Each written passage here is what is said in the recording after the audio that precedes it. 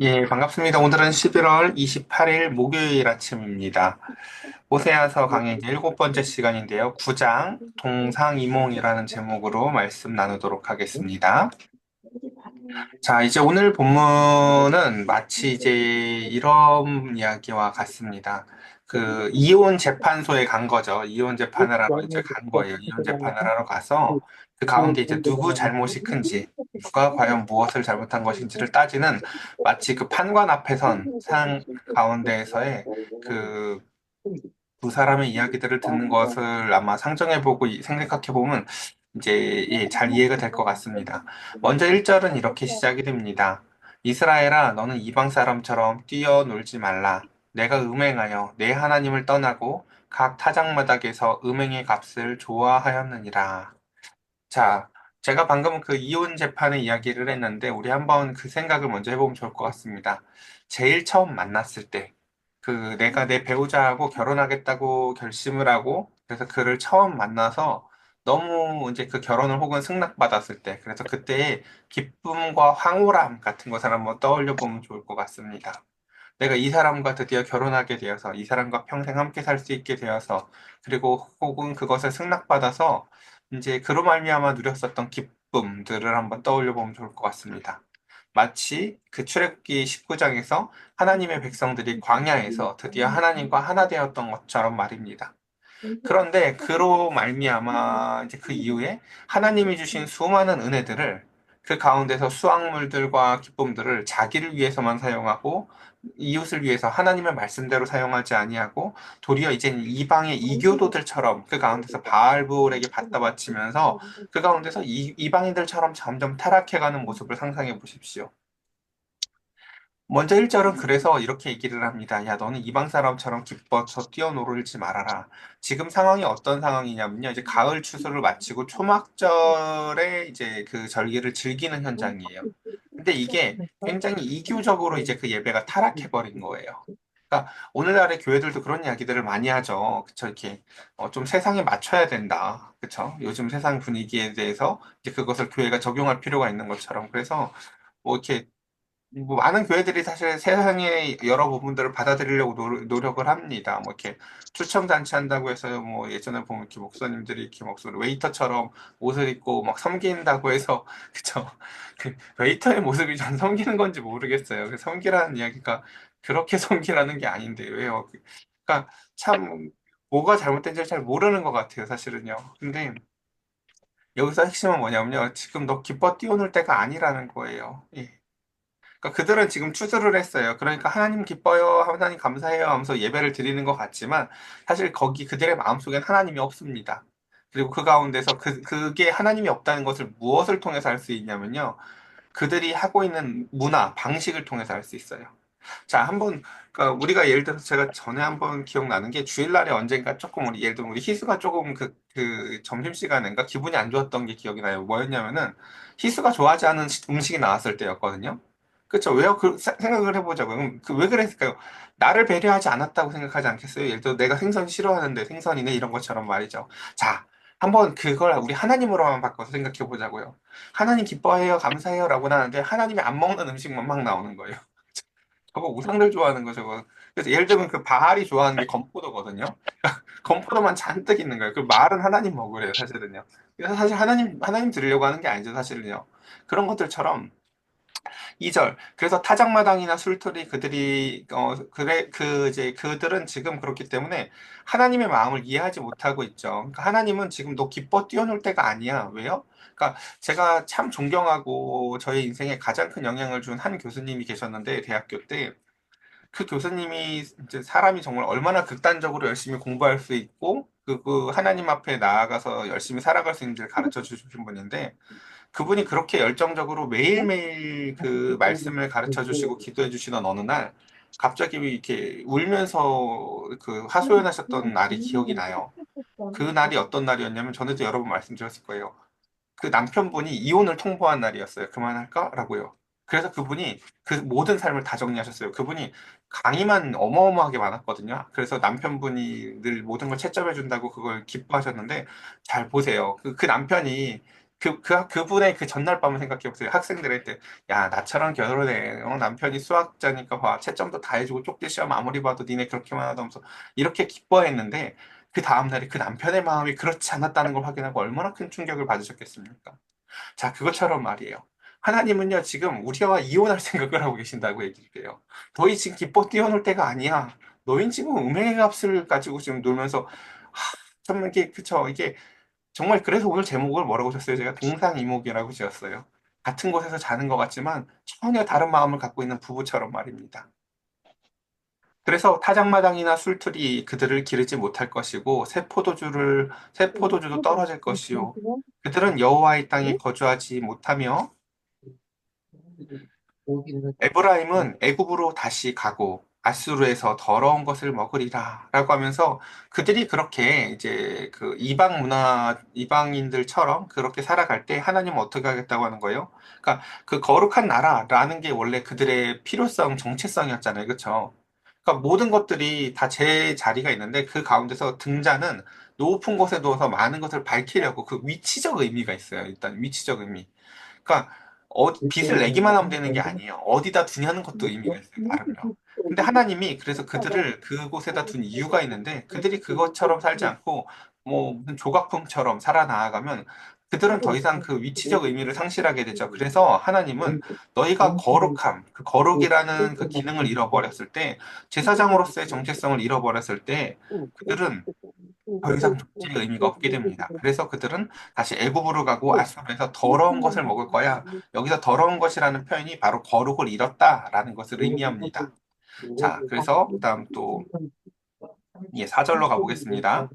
그들은 여호와께 포도주를 부어드리지 못하며 여호와께서 기뻐하는 바도 되지 못할 것이라. 여기 보시면 제가 줄을 이렇게 앞 들여쓰기 한 부분이 있죠. 이제 그런 거예요. 이렇게 주어가 그들인지 혹은 주어가 하나님인지에 대해서 좀 이렇게 그 분위기 파악을 해보려고 얘기를 하는 거예요. 우리가 예를 들어서 그 이혼 법정에서 지금 신랑 쪽 또는 신부 쪽 이렇게 뭐 이렇게 어쨌든 그 두 쪽을 왔다 갔다 하는 것처럼 말이죠. 먼저 그들은 여호와께 그 지금 이스라엘 백성들은 이제 더 이상 하나님한테 그런 포도주를 부어드리는 걸 하지 못할 거래요. 그리고 하나님께서 여호와께서 기뻐하시는 바가 되지도 못할 거래요. 그리고 그들의 재물은요 애곡하는 자의 떡과 같아서 그것들을 먹는 자는 다 더러워진다라고 얘기를 해요. 왜요? 이제 그러니까 지금 기뻐 뛰어놀지 말라는 거예요. 그러니까 이렇게 착각하는 거죠. 이렇게 막 어젯밤에 좀 예를 들어서 이 사람이 조금 시큰둥한 것 같아요. 그러니까 이 사람은 지금 우리 하나님을 얘기하는 거예요. 하나님이 좀 시큰둥한 것 같아요. 그럼 이런 생각하는 거죠. 내일 예배 가서 기도하면 또 용서해 주시지 뭐. 내일 예배 가서 내가 그치. 우리 성도들한테 뭐 이렇게 음식 이만큼 해가지고 나눠주면 또 하나님이 다 용서해주고 기뻐해 주겠지. 이런 생각하고 있는데 하나님 뭐라고 얘기하는 거예요? 그거 초상집 빵 같은 거야. 그거 예배당에 있으면 되는 게 아니야. 너 지금 기뻐 뛰어놀 때가 아니야. 라고 분위기 파악하라는 거예요. 그러니까 되게 그 세상에서는 돈으로 안 되는 게 없잖아요. 그쵸? 근데 하나님은 돈으로 되시는 분이 아니에요. 예. 그러니까 그래서 그들의 떡은 자기의 먹게만 소용될 뿐이라 라고 하면서 결국 예배드리고 그쵸 하나님이 그렇죠 예배 끝나고 그 하나님이 먹습니까? 아니죠. 예, 결국은 그거 니들 먹으려고 갖고 오는 거잖아 라는 거죠. 그리고 여호와의 집에 드릴 것이 아님이라 라고 하면서 그들의 예배는 사실은 다 자신들만을 위한 탐욕의 제사들로 가득 차 있다 말합니다. 오늘 현대인의 예배들의 모습들도 참 그렇죠. 우리가 마이크, TV, 스피커 수많은 물품들을 보세요. 사실은 다 그 성경책 하나 안 들고 다니려고 하는 그 모든 모습들 보면 다 그곳에 오는 인간들을 위한 물품들이에요, 사실은요. 그러니까 그런 게 잘못됐다는 게 아니죠. 그러니까 그럴 수 있어요. 그런 배려가 있을 수는 있지만 그렇다고 해서 예배의 본질이 하나님을 위한 것이라는 것까지 까먹어 버리면 안 되는 거죠. 그러니까 저는 그래서 예배가 너무 과잉 친절하면 안 된다고 생각을 해요. 성경 찬송가 정도는 들고 다니셔야 되고요. 예배 시간에 뭘 안 띄워줘야 될 의무가 없어요, 사실은요. 예배 드리러 오시는 분들이 갖고 오셔야지, 뭐를 이렇게 다 뭘 일일이 손 하나 까딱 안 해도 되는 그 이상한 예배, 저는 그거 참 이상해요, 사실은요. 예. 자, 그 다음 또 보도록 합시다. 5절. 너희는 명절날과 여호와의 절기의 날에 무엇을 하겠느냐? 자, 이제 여기서 여러분 그 분위기나 느낌이 오세요? 4절까지 느낌이? 자, 지금 상황이 이런데, 그러니 니네들이 지금 그 날이 온들, 너희가 나를 위해서 뭘 하겠냐라는 거죠. 다시. 그쵸. 나는 내일 이제 이혼해야지라고 생각을 하고 있는 배우자 옆에서 온갖 착각을 하고 있는 그 사람에게 지금 얘기하는 거죠. 네가 날 위해서 할 수 있는 게 이제 뭐가 있겠니? 라고 얘기를 하는 겁니다. 그러니까 그래서 5절 앞에는요. 그러므로라는 단어가 들어가면 더 적절해요. 그러므로 너희가 이제 나를 위해서 뭘 하겠니? 내 속마음을 네가 알았다면. 그렇죠. 그다음 6절. 보아라 그들이 멸망을 피하여는 갈지 몰라. 애굽은 그들을 모으고 노은 그들을 장사하리니. 자, 이제 이런 상상을 해보는 거예요. 그래서 하나님이 심판을 명령하는데 천사 중에 하나가 아우 배 아파 하고 잠깐 화장실 갔어요. 그래서 심판의 천사 하나가 잠깐 덜렁거려서 빠져서 심판이 피했다고 말도 안 되는 상정을 해보는 거예요. 아, 쟤 원래 심판 받았어야 되는데 제 심판 담당 천사가 변비에 걸려가지고 화장실 가서 오늘 못 갔어요. 라고 친더라도 그런 일이 만약에 벌어졌다 쳐들어도 이럴 거라는 거예요. 애굽이 그래서 애굽에 간 거예요. 어떻게 해요? 그러니까 원래 아수르가 침공해 왔을 때 아수르에서 죽었어야 되거든요. 아수르한테 멸망당해야 되는데 어떤 애 하나가 그냥 애굽 좀 가볼까 하고 어떻게 애굽에 갔다가 심판이 피해졌다고 치자고요. 그러면 그런다 한들 노비라는 게 원래 이제 그 이게 몹이라고 돼 있어 그 멤피스라는 장소를 의미하는 건데 여기가 그 파라오의 그 피라미드가 있는 유명한 지역 중에 한 곳이에요. 여기가 그러니까 유명한 공동묘지예요. 야, 니들이 혹시나 애굽으로 피했다고 치자. 말도 안 되지만. 그러면 너희들은 그 유명한 공동묘지에 매장되게 될 거야. 라고 그냥 뭐 그 의미 없다는 뜻이에요. 뭐 여기서 죽나 저기서 죽나 사실은요. 예. 그래서 그들의 은은 귀한 것이나 찔레가 덮을 것이고 그들의 장막 안에는 가시덩굴이 퍼지리라 라고 하면서 그들이 자신들만의 풍요와 번성을 위해서 추구한 대가가 이럴 거다라는 거예요. 그러니까 교회에 와가지고 그 가운데서 하나님을 기쁘게 해드리기 위해서 우리가 예배를 온 건데 자신들의 풍요와 번성만을 머릿속에 염두에 두며 그 가운데서 예배한 자들의 대가가 뭐라고요? 그 가운데서요? 찔레가 은을 덮고요. 장막이 과시덩굴로 가득 차는 것이에요. 그러니까 그 가운데서 예수님의 비유대로 따지자면요. 그렇죠. 세상의 염려와 근심과 재리와 걱정과 같은 가시덩굴만 가득한 마음의 상태가 되어지는 것입니다. 정말 나야 되는 열매들은 나오지 않는 거죠. 그다음 그래서 그 7절, 지금, 그러니까 왜 기뻐하지 말라는 건지 이제 계속 신랄하게 드러나죠. 그날 어떻다고요? 형벌의 날이 이르렀어. 내일이 이제 이혼 재판이야, 이 사람아. 내일 내가 지금 이제 이거 접수할 건데, 너 지금 무슨 생각하고 있는 거야? 너가 아침에 일어나가지고 안 하던 아침밥 해준다고 내가 이혼을 안 할 것 같아? 그런 거 아니야. 보응의 날이 이제 이미 왔어. 이스라엘아, 그걸 뭐 해라? 알아라. 라는 거예요. 알아라. 호세아가 처음부터 맨날 뭐라고 했어요? 힘써 여호와를 알자. 여호와께 돌아가자. 돌아가자고 하는데 한 침대에서 자고 있는데 어디를 돌아가요? 그렇죠? 그러니까 이게 착각이 미치는 거예요. 난 예배를 드리고 있으니까 한 침대에서 하나님이랑 자고 있다고 생각을 하니까요. 근데 하나님의 마음은요, 내일 이혼이야 라고 지금 이미 굉장히 멀리 가셨다고요. 그래서 선지자가 어리석었고 신에 감동하는 자가 미쳤나니 이제 그런 상황이 됐을 때 이들은 또 누구를 핑계대냐면요 선지자를 핑계대는 거예요. 야 이거 목사님 잘못이야 라고 하면서 그들이 했던 수많은 조롱들이 이런 거죠. 야 왜 이렇게 어리석냐 아유 저 미쳤냐 미쳤어 라고 하면서 그 이스라엘 백성들이 자신들의 죄악을 깨닫는 것이 아니라 그걸 또 선지자 탓하는 거죠. 이는 네 죄악이 많고 네 원한이 큼이라. 8절. 에브라임은 나의 하나님과 함께한 파수꾼이며, 그러니까 그 에브라임, 그 이스라엘은요, 원래 그 사명과 정체성이 뭡니까? 하나님과 함께 일하는 파수꾼 같은 거라고요. 근데 선지자는 모든 길에 친 새를 잡는 그물과 같고, 그들은 그 가운데서 선지자들 앞에 수많은 그물들을 놓습니다. 그래서 그의 하나님의 전에는 원한만 가득합니다. 여러분, 이 끔찍한 예배를 저 진짜 지금 말하면서도요, 뭐라고 할까? 이 말을 하기가 싫어요, 정말요. 생각해 보세요. 그 혹 장로들이든 그 가운데서 성도 중에 대표든 누군가랑 목회자들이랑 서로 반목해서 목회자가 이것저것 못하게 막 앞에다가 그물들을 놔요. 네 맘대로 네가 교회가 네 거냐? 서로. 그리고 또 목회자는 그 가운데서 성도들 때문에 고통스럽고 속상해서 그 마음속에 원한만 가득해요. 그리고 서로 예배를 드려요. 그러니까 그 가운데서 그 갈등 상황이요. 이 8절에서 그렇게 드러나고 있는 거예요. 그러니까 서로의 앞에다가 예, 수많은 사냥꾼의 덫 같은 것들을 놓고 그 가운데서 서로가 그 우리 마태복음에서 이 얘기도 여러 번 했죠. 예수님이 뭐라고 얘기를 했어요? 너 형제하고 뭔가 미운 거 있으면 그거 해결하라고 하고 와. 걔가 왜냐면 하나님은 그 기도 다 접수하시잖아요. 그렇죠?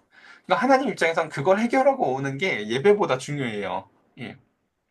그런 것처럼 말이죠. 그러니까 전 이 8절 상황이 제일 끔찍한 것 같아요. 교회는 다니는데 서로를 미워하면서 다녀요. 서로를 무시하면서 다녀요. 서로를 조롱하면서 다녀요. 자, 이게 얼마나 저주스러운 상황인지 다시 위를 생각해보면 이런 거예요. 아내와 남편이 함께 같이 사는데 배우자를 무시하고 조롱해요. 아유, 내가 저런 거랑 같이 산다. 그렇죠. 그렇게 지금 굉장히 부정적인 상태가 제가 이 얘기를 정말 너무 많이 해서 입이 달아요. 하나님과의 관계가요, 인간관계에서 드러난다고 여러 번 말을 했죠. 그러니까요, 이게 인간관계 가운데서 그렇게 하는데 하나님하고는 그렇게 하지 않을 것 같아요. 그러니까 이런 사람, 이런 말들을 잘해요. 되게 그 신앙이 안 좋으신 분들이 하는 정말 오진 착각이 뭐냐면은 내가 인간이랑이나 관계가 그렇지 하나님이랑은 좋아라고 생각하는 분들이 꽤 많아요. 아니라니까요. 예. 그렇지 않다고요. 그러니까 겉과 속이 다른 채로 인간을 대하는 사람이요. 하나님을 진실하게 대할 리가 없어요. 물론 그걸 자기가 모르죠. 그걸 자기가 모르죠. 그다음 봅시다. 9절. 그들은 기브아 시대와 같이 심히 부패했다. 기브아 시대 때 사사기에서 있었던 일 여러분 너무 오래돼서 그 사건 기억이 안 날 수도 있어요. 제가 짧게 설명하면 이런 거였어요. 그, 그 남편이 그 아내를 12토막 내가지고 지파에 다 보내가지고 그 가운데서 그들이 그래서 그 두 지파가 서로 막 죽을 때까지 싸우죠. 그 사사기 읽다 보면 뒤로 갈수록 진짜 점점 악해지잖아요. 그쵸? 어디에 공감을 해야 될지도 모르고 그런 것들처럼 지금 어느 정도로 그들이 그 부패와 타락이 심한지 알 수 있죠. 마치 그 신혼부부가 이렇게 말싸움하고 그 가운데서 뜻이 조금 안 맞는 정도가 아닌 거예요. 이미 넘어도 심한 선을 넘었고 그 심한 선을 넘은 걸 그래서 호세아가 고멜한테 장가를 드는 방식으로 표현해 주는 거예요. 너희는 지금 이 정도로 선을 넘은 거야 라는 거죠. 사실은요. 그러니까 자기가 고멜인지를 몰라요. 이스라엘은요. 지금요. 그래서 여호와께서 그 악을 기억하시고 그 죄를 벌하시리라. 그 다음 또 봅시다. 옛적에 내가 이스라엘을 만나기를 이라고 하면서 하나님의 신실함이 이렇다고요. 저는 이게 제일 속상해요. 그들의 모습이 이래도요. 하나님 뭘 기억해요? 옛날에 내가 너 볼 때 얼마나 이뻤는 줄 아니? 라고 얘기하면서요. 우리 예를 들어서 한동안 우리 원석이 안 보일 때 우리 필세이사님이 그랬잖아요. 원석이 처음 왔을 때 얼마나 이뻤는지 모른다고 하면서 이렇게 막 목도리 사주는 이야기를 우리 필세이사님이 해주셨잖아요. 그렇죠? 그것처럼요.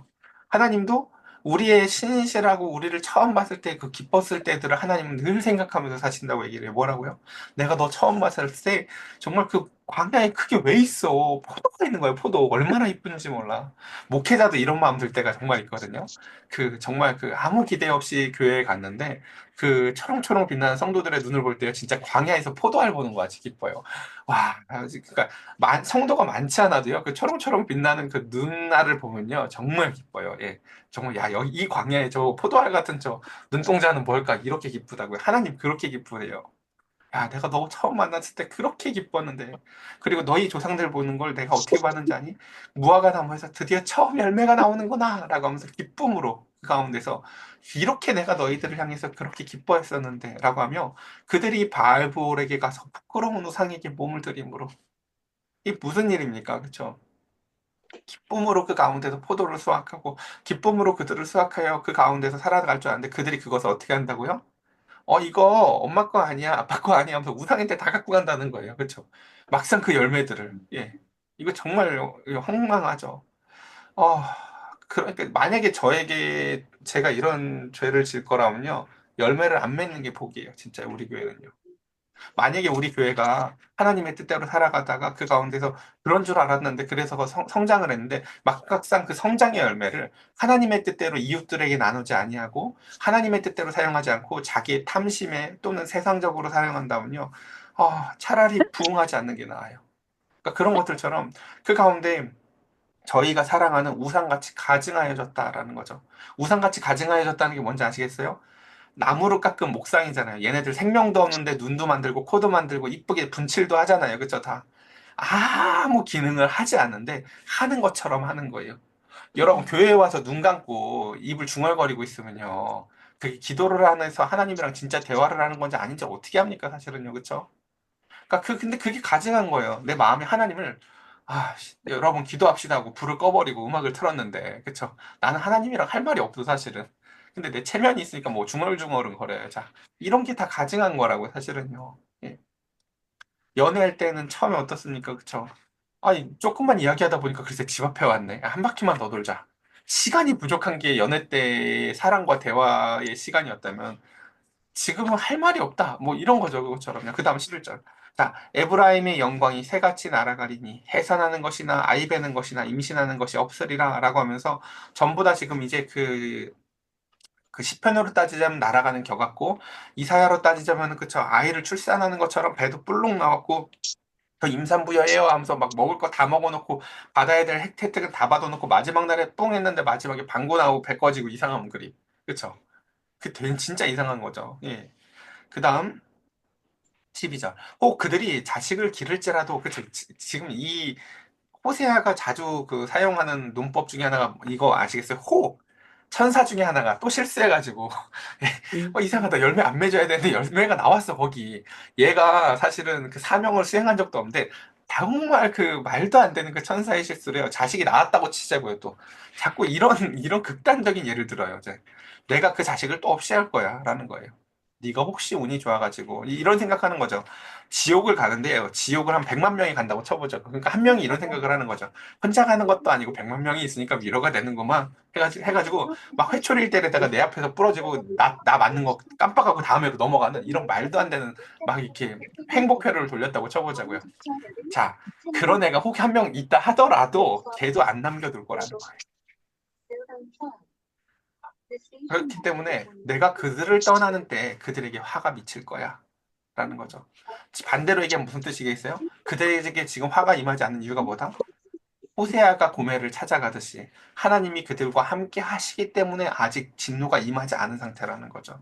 그래서 13절 내가 보건대 에브라임은 아름다운 곳에 심긴 두로 같더라 라고 하는 거죠. 두로가 어떻게 멸망합니까? 그렇죠. 어린아이를 제물로 바치면서 그 가운데서 그렇게 번성했던 두로가요 멸망하는 것처럼 너희들도 그 자식들에게 살인하는 자에게 끌어내리리로다 아수르한테 동일한 방식으로 멸망할 거야 라는 거죠. 그리고 실제로 지금 얘기했죠. 호세아 요때 시대가요 솔로몬 시대 때처럼 제2의 번성기를 누릴 때라니까요. 그래서 지금 멸망할 때라고 느껴지지가 않아요. 그러니까 하나님도 이렇게 정확히 얘기하는 거죠. 두로 같을 거야. 겁나 번성할 때, 근데 그때 심판이 임해. 라는 것을 지금 하나님은 경고하시는 것입니다. 마지막. 그래서 이제 거의 다 왔습니다. 14절. 여호와여 그들에게 주소서 무엇을 주시려 하나이까? 자, 여러분 여기서 호세아의 목소리가 들려야 돼요. 하나님한테 호세아가 이렇게 부르짖어요. 중재하면서. 하나님, 쟤들한테 뭘 주려고 하시는 겁니까? 하나님 저들에게 무엇을 주어야겠습니까? 라고 하면서 저들의 그 깨달음을 위해서. 그러니까 지금 제가 그래서 번뜩 생각나는 본문이 예를 들면 사사기의 삼손이거든요. 하나님이 삼손에게 마지막에 뭘 주셨습니까? 뿔이 잔뜩 발라져 있는 죽어 있는 사자를 보내주셨어요. 삼손아 너 이래도 모르겠니? 라고 하면서요. 그래서 호세아는요 마지막에 최후의 보련차 우리 기억나세요? 호세아가요? 마지막 골키퍼라니까 이제 호세아 뚫리면 끝이라고요.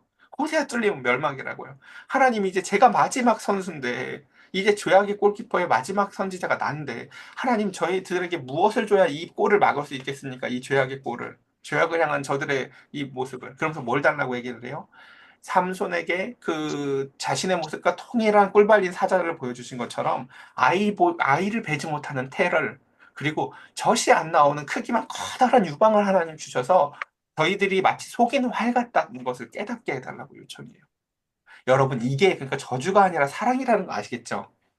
깨닫게 하기 위한 수단이에요. 이것도요. 깨닫기 위한 수단. 음.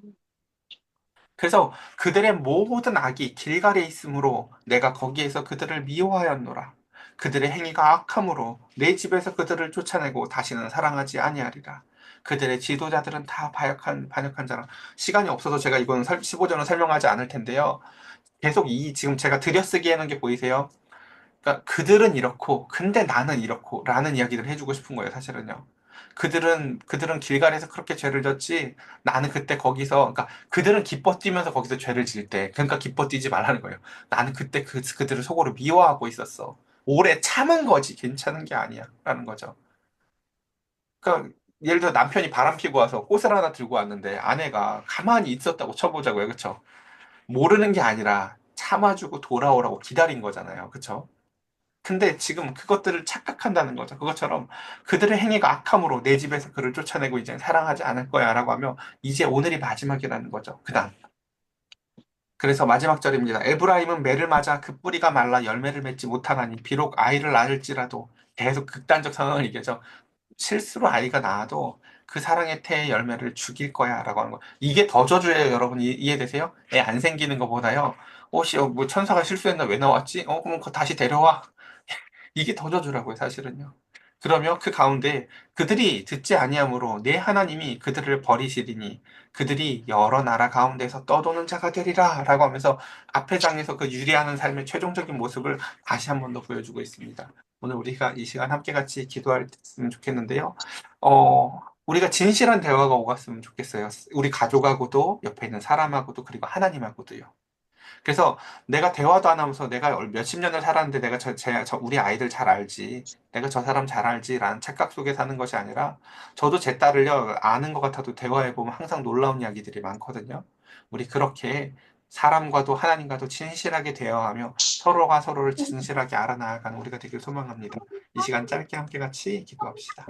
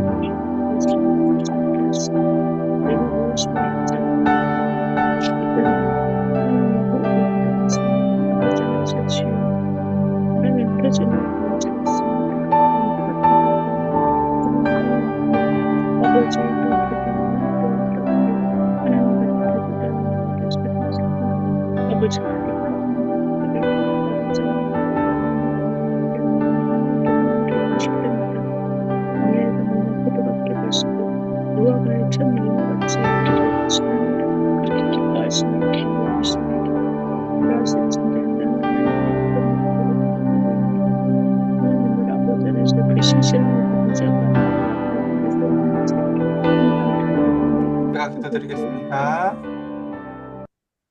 여호와께 돌아가자. 여호와를 힘써 알자는 호세아의 외침이 귀에 쟁쟁하고 마음에 들려집니다.